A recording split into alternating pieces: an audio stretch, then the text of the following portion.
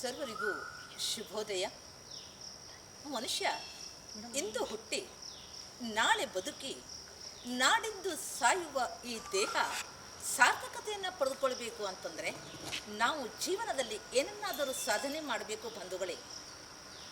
ಈ ದೇಹ ಎಷ್ಟು ಪ್ರಬುದ್ಧವಾಗಿ ಸೌಂದರ್ಯಯುತವಾಗಿ ಇದ್ರೂ ಸಹಿತ ನಾವು ಸತ್ತ ಮೇಲೆ ನಮ್ಮನ್ನು ನೆನಪು ಮಾಡಿಕೊಳ್ಬೇಕು ಅಂತಂದರೆ ನಾವು ಜೀವನದಲ್ಲಿ ಸಾರ್ಥಕವಾದ ಏನಾದರೂ ಒಂದು ಒಳ್ಳೆಯ ಕೆಲಸವನ್ನು ಮಾಡಿ ಹೋಗಬೇಕು ಬಂಧುಗಳೇ. ಒಳಿತು ಮಾಡು ಮನುಜ ನಾವಿರೋದೆ 3 ದಿವಸ.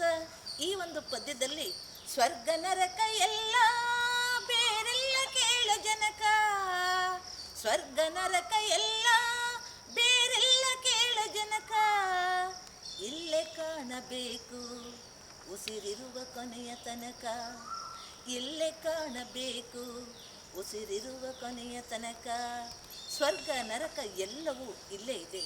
ಸತ್ತ ಮೇಲೆ ಸ್ವರ್ಗ ನರಕ ಇದೆ ಅಂತ ಹೇಳಿ ಯಾರು ಅದನ್ನು ನೋಡಿಕೊಂಡು ತಿಳ್ಕೊಂಡು ಬಂದಿದ್ದಾರೆ? ಅದಕ್ಕಾಗಿ ನಮ್ಮ DVG ಅವರು ಹೇಳಿದ್ದಾರೆ, ಸ್ವರ್ಗ ನರಕ ಯಾವುದೂ ಇಲ್ಲ, ಅಲ್ಲಿ ಹೋಗಿ ಬಂದವರಿಲ್ಲ, ವರದಿ ತಂದವರಿಲ್ಲ, ಎಲ್ಲ ಇಲ್ಲೇ ಇದೆ. ನಾವು ಯಾರಿಗಾದರೂ ಮನಸ್ಸಿನಲ್ಲಿ ಒಳ್ಳೆಯ ಕೆಲಸವನ್ನು ಮಾಡಿ ಅವರ ಹೃದಯದಲ್ಲಿ ನಾವು ಇದ್ದೇವೆ ಅಂತಾದರೆ ಇಲ್ಲಿ ಇದೆ ಕಣೋ ಸ್ವರ್ಗ. ಇದನ್ನು ಅರಿತುಕೊಂಡು ಬದುಕಿದರೆ ಈ ಜೀವನ ಸಾರ್ಥಕ. ಈ ಬದುಕಿಗೊಂದು ಮೌಲ್ಯ ಬರುತ್ತೆ, ಹೆಸರು ಬರುತ್ತೆ. ಹುಟ್ಟುವಾಗ ಎತ್ತಬೇಕು ನಿನ್ನ, ಸತ್ತ ಮೇಲೂ ಎತ್ತಬೇಕು ನಿನ್ನ. ಹುಟ್ಟುವಾಗ ಹೆಸರಿರಲ್ಲ, ಉಸಿರಿರುತ್ತೆ. ಸತ್ತಾಗ ಉಸಿರಿರಲ್ಲ, ಹೆಸರಿರುತ್ತೆ. ಯಾವಾಗ ನಿನ್ನ ಹೆಸರನ್ನು ನೀನು ಎತ್ತುವಾಗ 4 ಮಂದಿ ಹೇಳ್ತಾರೋ ಆವಾಗ ನಿನ್ನ ಜೀವನ ಸಾರ್ಥಕ. ಆ ಜೀವನ ಸಾರ್ಥಕ ಆದಂತಹ ಮಹಾಪುರುಷರೆಲ್ಲ ಈ ಗೋಡೆಗಳ ಮೇಲೆ ಇತಿಹಾಸವನ್ನು ಸೃಷ್ಟಿಸಿ ಇವತ್ತು ಅವರನ್ನು ಬಟ್ಟು ಮಾಡಿ ತೋರಿಸ್ತಾ ಇದ್ದೇವೆ ಬಂಧುಗಳೇ. ಹೀಗಿರುವಾಗ ಅಂತಹ ಒಂದು ದಾರ್ಶನಿಕ, ಅಂಥ ಒಂದು ಮಹಾ ಪುಣ್ಯವಂತ ಭಾಗ್ಯಶಾಲಿ ವ್ಯಕ್ತಿ APJ ಅಬ್ದುಲ್ ಕಲಾಂ. ನಮ್ಮ ಒಬ್ಬ ಪತ್ರಕರ್ತರು APJ ಅಬ್ದುಲ್ ಕಲಾಂ ಅವರನ್ನ ಕುರಿತು ಕೇಳಿದರು, ಸರ್ ನಿಮ್ಮ ಜೀವನದಲ್ಲಿ ನಿಮಗೆ ಅತಿ ಸಂತೋಷವಾದ ಅತಿ ಸಾರ್ಥಕವಾದಂತಹ ಕ್ಷಣ ಯಾವುದು ಅಂತ ಕೇಳಿದಾಗ APJ ಅಬ್ದುಲ್ ಕಲಾಂ ಅವರು ಏನಂತ ಹೇಳಿದರು ಗೊತ್ತಾ ಬಂಧುಗಳೇ? ನಾನು ಹೈದರಾಬಾದಿನ ಪ್ರಯೋಗಶಾಲೆಯಲ್ಲಿ ಕೆಲಸ ಮಾಡ್ತಾ ಇರುವಾಗ ಅಲ್ಲಿಯೇ ಪಕ್ಕದಲ್ಲಿ ಇದ್ದಂತಹ ನಿಜಾಮ ಆಸ್ಪತ್ರೆಗೆ ಭೇಟಿ ಕೊಟ್ಟಿದ್ದೆ. ಅಲ್ಲಿಯ ವೈದ್ಯರು ನನ್ನನ್ನು ಪೋಲಿಯೋ ಪೀಡಿತ ವಾರ್ಡಿಗೆ ನನ್ನನ್ನು ಕರೆದುಕೊಂಡು ಹೋದರು.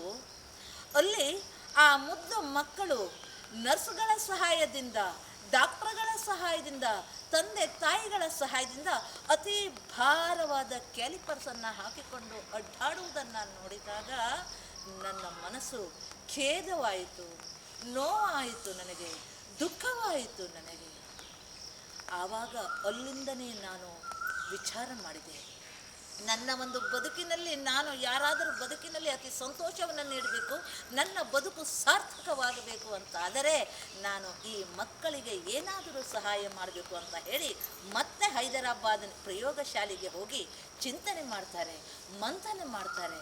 ರಾಕೆಟ್ಟಿನಲ್ಲಿ ಬಳಸುವಂಥ ಗಟ್ಟಿಯಾದಂಥ ಹಗುರವಾದ ಲೋಹಗಳನ್ನು ಕಂಡುಹಿಡ್ಕೊಂಡು ಅದರಿಂದ ಕ್ಯಾಲಿಫರನ್ನು ಮಾಡಿಕೊಂಡು ಮತ್ತೆ ನಿಜಾಮ್ ಆಸ್ಪತ್ರೆಗೆ ಬಂದು ಪ್ರತಿಯೊಬ್ಬ ವಿದ್ಯಾರ್ಥಿಗೆ ಆ ಹಗುರವಾದಂತಹ ಆ ಪೋಲಿಯೋ ಪೀಡಿತ ಮಕ್ಕಳಿಗೆ ಆ ಹಗುರವಾದ ಕ್ಯಾಲಿಫರನ್ನು ಹಾಕಿಕೊಂಡು ಅವರು ಯಾರದೇ ಸಹಾಯವಿಲ್ಲದೆ ಧರಿಸ್ಕೊಂಡು ನಡೆದಾಡ್ತಾ ಇದ್ರಲ್ಲ, ಅದು ನನಗೆ ಜೀವನದಲ್ಲಿ ಸಾರ್ಥಕವಾದ ಘಟನೆ. ನನ್ನ ಬದುಕು ಸಾರ್ಥಕವಾದದ್ದು, ನನಗೆ ಸಂತೋಷ ಕೊಟ್ಟಿದ್ದು ಅಂತಂದರೆ ಅದು ಪ್ರಧಾನಿ ಆದಾಗ ಅಲ್ಲ, ವಿದೇಶಗಳ ಪ್ರವಾಸ ಮಾಡಿದಾಗ ಅಲ್ಲ, ನಾನು ವಿಜ್ಞಾನಿ ಆದಾಗ ಅಲ್ಲ, ಮಿಸೈಲ್ ಮ್ಯಾನ್ ಆಫ್ ಇಂಡಿಯಾ ಅಂದಾಗ ಅಲ್ಲ. ಆ ಹಗುರವಾದ ಕ್ಯಾಲಿಪರ್ಸನ್ನು ಆ ಪುಟ್ಟ ಪುಟ್ಟ ಮಕ್ಕಳು ತಾವೇ ಹಾಕಿಕೊಂಡು ನಡೆದಾಡಿದ್ರಲ್ಲ, ಅದನ್ನು ನೋಡಿ ನಾನು ಸಂತೋಷ ಭರಿತನಾದೆ. ಆವಾಗ ನನಗೆ ಸಂತೋಷವಾಯಿತು, ಜೀವನ ಸಾರ್ಥಕ ಆಯಿತು ಅಂತ ಆವಾಗ ನನಗೆ ಅನಿಸ್ತಾ ಇದೆ ಅಂತ ಆ ಪತ್ರಕರ್ತರಿಗೆ APJ ಅಬ್ದುಲ್ ಕಲಾಂ ಅವರು ಉತ್ತರವನ್ನು ನೀಡಿದ್ರಲ್ಲ. ಬಂಧುಗಳೇ, ನಾವು ಸಹಿತ ಇನ್ನೊಬ್ಬರ ಹೃದಯದಲ್ಲಿ ಜ್ಯೋತಿಯಾಗಬೇಕು, ಇನ್ನೊಬ್ಬರ ಹೃದಯದಲ್ಲಿ ನೆನೆಸಬೇಕು. ಆವಾಗ ನಮ್ಮ ಜೀವನ ಸಾರ್ಥಕ ಅಂತ ತಿಳ್ಕೊಳ್ಬೇಕು.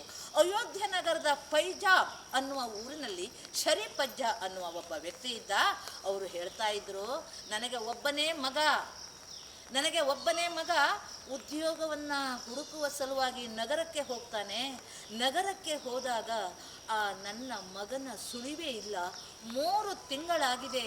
ನಾನೇ ತಂದೆಯಾದ ನಾನೇ ಮಗನನ್ನು ಹುಡುಕೊಂಡು ಹೋದೆ. ಹುಡುಕುತ್ತಾ ಹುಡುಕುತ್ತಾ 4-6 ದಿನ ಅಲೆದಾಡಿದೆ. ನನ್ನ ಮಗನ ಹೆಣ ರಸ್ತೆಯಲ್ಲಿ ಬಿದ್ದಿತ್ತು. ನರಿ ನಾಯಿಗಳು ತಿಂದು ಹಾಕಿದ್ವು.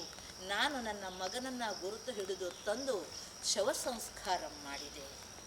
ಅಂದಿನಿಂದ ಪ್ರತಿಜ್ಞೆ ಮಾಡಿದೆ, ಬೀದಿ ಹೆಣಗಳನ್ನು ನಾನು ಸುಡಬೇಕು, ಅವರಿಗೆ ಅಂತ್ಯ ಸಂಸ್ಕಾರ ಮಾಡಬೇಕು ಅಂತ ಹೇಳಿ ನಾನು ಪ್ರತಿಜ್ಞೆ ಮಾಡಿದೆ. ಲೈಸೆನ್ಸ್ ತೆಗೆದುಕೊಂಡೆ.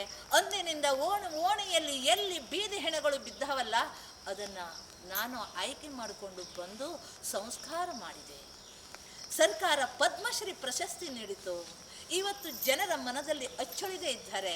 ಆ ಶರೀಫ್ ಅಜ್ಜನ ಜೀವನ ಸಾರ್ಥಕ ಆಗಿದೆ. ಬಂಧುಗಳೇ, ಇವತ್ತು ಶಿಕ್ಷಕರಾದ ನಾವೆಲ್ಲ ಇಂತಹ ಸಾರ್ಥಕವಾದ ಘಟನೆಗಳನ್ನು ವರ್ಗದ ಕೋಣೆಯಲ್ಲಿ ಬಿಂಬಿಸಿದ್ದೇ ಆದರೆ ಮುಂದೊಂದು ದಿನ ಮತ್ತೊಂದು ಶರೀಫ್ ಅಜ್ಜ ಹುಟ್ಕೊಳ್ಬಹುದು, ಮತ್ತೊಬ್ಬ APJ ಅಬ್ದುಲ್ ಕಲಾಂ ಹುಟ್ಟಿಕೊಳ್ಬಹುದು. ಬುದ್ಧನಾಗದೇ ಇದ್ದರೂ ಪರವಾಗಿಲ್ಲ, ಬದ್ಧತೆಯುಳ್ಳ ವ್ಯಕ್ತಿಯಾಗಬಹುದು. ವಿವೇಕಾನಂದರಾದರೂ ಆಗದೇ ಇದ್ದರೂ ಪರವಾಗಿಲ್ಲ, ವಿವೇಕವುಳ್ಳ ವ್ಯಕ್ತಿಗಳನ್ನು ನಾವು ಮತ್ತೆ ಹುಟ್ಟು ಹಾಕಲಿಕ್ಕೆ ಸಾಧ್ಯ ಇದೆ ಅಂತ ಹೇಳ್ತಾ ಅವಕಾಶಕ್ಕಾಗಿ ಧನ್ಯವಾದಗಳು. ನಮಸ್ತೆ.